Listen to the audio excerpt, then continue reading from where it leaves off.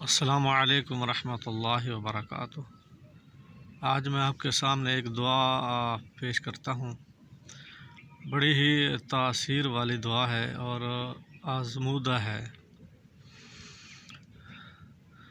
نبی کریم صلی اللہ علیہ وسلم نے ارشاد فرمایا، تم میں سے جو انسان کسی کو تکلیف میں دیکھے، مصیبت میں دیکھے، تو وہ یہ کہے، یہ دعا پڑھے: الحمد للہ الذی عافانی مما ابتلاک بہ وفضلنی علی کثیر ممن خلق تفضیلا۔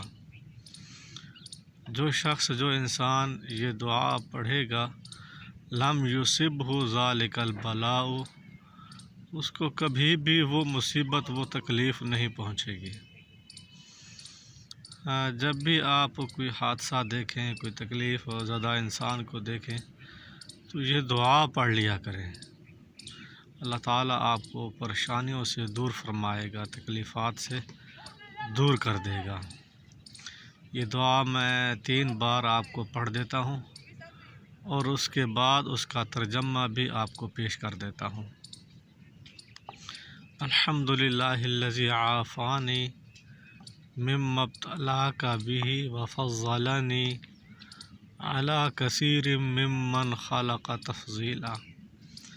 الحمد للہ الذی عافانی مما ابتلاک بہ وفضلنی علی کثیر ممن خلق تفضیلا۔ الحمد للہ الذی عافانی مما ابتلاک بہ وفضلنی علی کثیر ممن خلق تفضیلا۔ الحمدللہ، تمام تعریفیں اللہ تعالیٰ کے لیے ہیں۔ الذی، وہ ذات، عافانی، جس نے مجھے عافیت دی، مما ابتلاک بہ، اس مصیبت سے جو آپ کہے، جو دوسرا انسان مشکلات میں ہے، وفضلنی علی کثیر ممن خلق تفضیلا، اور اس نے مجھے اکثر مخلوقات پر فضیلت بخشی ہے۔